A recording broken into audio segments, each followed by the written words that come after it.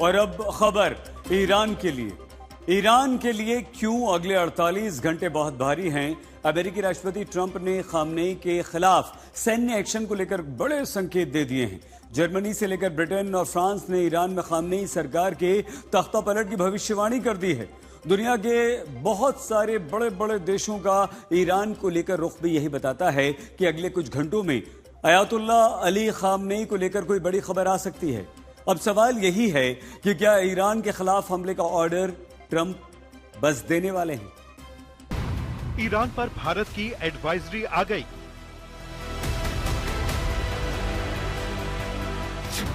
भारतीयों को तुरंत ईरान छोड़ने का निर्देश।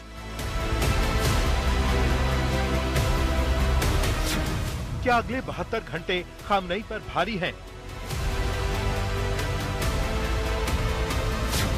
ईरान पर हमला करने वाला है अमेरिका।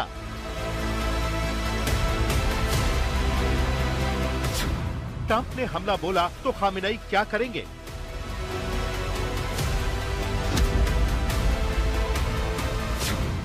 ईरान पर ट्रंप ने युद्ध का बटन दबा दिया। खामेनेई के खिलाफ चल रहा हिंसक प्रदर्शन अब अमेरिका बनाम ईरान के युद्ध का फ्लैश पॉइंट बन सकता है, क्योंकि ट्रंप ने प्रदर्शनकारियों पर खामेनेई के बर्बर एक्शन पर बड़े एक्शन के संकेत दे दिए हैं। सवाल यही है कि अमेरिकी राष्ट्रपति ट्रंप के दिमाग में खामेनेई को लेकर क्या चल रहा है। क्या अगले कुछ घंटों में अमेरिकी सेना की तरफ से ईरान पर हमला होगा? Look, one death is too much, but I hear much lower numbers and then I hear much higher numbers. But I say save their names because they'll pay a very big price. And I've canceled all meetings with the Iranian officials until the senseless killing of protesters stops. And all I say to them is help is on its way. You saw that I put tariffs on anybody doing business with Iran. Just went into effect today. And I say make Iran great again. You know, it was a great country until these monsters came in and took it over. Iran में कुछ बड़ा होने वाला है, इसे कुछ संकेतों से समझिए। नंबर 1, ईरान के सुप्रीम लीडर खामेनेई के नाम अमेरिकी राष्ट्रपति ट्रंप की धमकी आ चुकी है। नंबर 2, जर्मनी के चांसलर फ्रेडरिक मर्ज ने दावा किया है कि खामेनेई की सरकार के दिन गिने चुने बचे हैं। नंबर 3, यूरोपीय यूनियन ने खामेनेई सरकार के खिलाफ बड़े एक्शन और नए प्रतिबंधों की बात कही है। नंबर 4, ब्रिटेन और फ्रांस ने ईरान में प्रदर्शन के दमन को लेकर खामेनेई को सीधी चेतावनी दी है। नंबर 5, दुनिया के तमाम मुल्कों ने अपने नागरिकों को ईरान छोड़ने के निर्देश दिए हैं, तो ईरान की यात्रा से दूर रहने की एडवाइजरी जारी की है। ईरान को लेकर ट्रंप अमेरिकी सेना के टॉप अफसरों के साथ मीटिंग कर चुके हैं। मीटिंग में ईरान के खिलाफ सैन्य कार्रवाई के विकल्प सेना के अफसरों ने ट्रंप को सुझाए हैं। अब ट्रंप को किसी एक विकल्प को चुनना है। ये विकल्प कुछ भी हो सकता है। We'll have the result of protecting the protesters. Well, you never know, do you? You never know. Do you think it's... So far, my track record's been excellent, but you never know. Do you think it's going to be something kinetic like that, or more like cyber?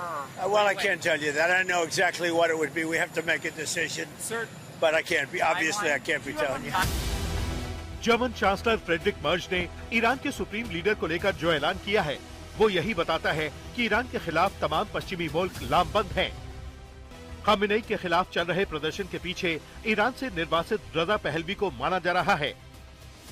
भले ही Reza Pahlavi Iran में नहीं है, लेकिन social media के जरिए Iran की जनता से Khamenei के खिलाफ सड़कों पर डटे रहने की अपील कर रहे हैं।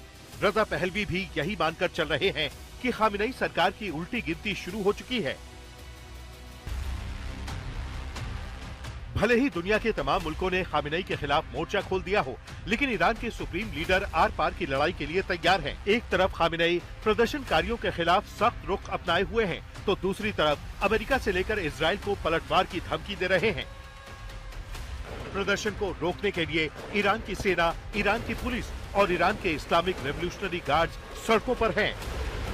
मीडिया रिपोर्ट्स के मुताबिक खामेनेई के आदेश पर प्रदर्शनों को कुचलने में सबसे आगे है IRGC, यानी Islamic revolutionary guard corps. Islamic revolutionary guard corps Iran का सबसे ताकतवर संगठन है। इस सेना का काम 1979 की इस्लामी क्रांति की विचारधारा और खामेनेई की सत्ता की रक्षा करना है। ये सीधे ईरान के सुप्रीम लीडर खामेनेई को रिपोर्ट करती है। अनुमान है कि IRGC के पास करीब 1.5 लाख सशस्त्र जवान हैं। जो ईरान की पारंपरिक सेना के समानांतर काम करते हैं। रिपोर्ट्स के मुताबिक खामेनेई की सेना ने हजारों की संख्या में प्रदर्शन कर रहे लोगों को मौत के घाट उतार दिया है। यही नहीं, प्रदर्शनकारियों के मनोबल को तोड़ने के लिए खामेनेई सरकार ने इरफान सुल्तानी नाम के प्रदर्शनकारी को गिरफ्तार किया है। इरफान सुल्तानी पर खामेनेई के खिलाफ प्रदर्शन भड़काने का आरोप है। खबरों में दावा किया जा रहा है कि इरफान को खामेनेई ने मृत्यु दंड की सजा सुनाई है। आदेश के मुताबिक इरफान सुल्तानी को बीच चौराहे पर सूली पर लटकाया जाएगा। सुल्तानी को किसी भी वक्त फांसी दी जा सकती है। मतलब यही है कि खामेनेई ना तो प्रदर्शनकारियों के सामने झुकने को तैयार हैं और न ही अमेरिकी राष्ट्रपति की धमकी के आगे। यानी खामेनेई आर पार की लड़ाई का मन बना चुके हैं। वहीं अमेरिका के पूर्व NSA जॉन बोल्टन मानते हैं कि खामेनेई का तख्ता पलट किए बिना कुछ नहीं होगा। अगर ईरान के खिलाफ अमेरिका सैन्य कार्रवाई की सोच रहा है तो ईरान के समर्थन में चीन और रूस अब खुलकर आ गए हैं। रूसी विदेश मंत्रालय की तरफ से जारी किए गए बयान में कहा गया है, जो लोग जून 2025 में ईरान के खिलाफ की गई आक्रामकता को बाहरी तौर पर भड़काई गई अशांति के बहाने दोहराने की योजना बना रहे हैं, उन्हें मध्य पूर्व और दुनिया की सुरक्षा स्थिति के लिए ऐसे कामों के विनाशकारी नतीजों के बारे में पता होना चाहिए। अगर अमेरिका और दूसरे पश्चिमी मुल्क खामेनेई के खिलाफ खड़े हैं, तो चीन और रूस खामेनेई के पक्ष में खुलकर सामने आ गए हैं। ऐसे में अमेरिकी राष्ट्रपति के अगले कदम पर पूरी दुनिया की नजरें हैं, क्योंकि खामेनेई बचेंगे या जाएंगे, ये ट्रंप के एक्शन से तय होगा। आज तक ब्यूरो।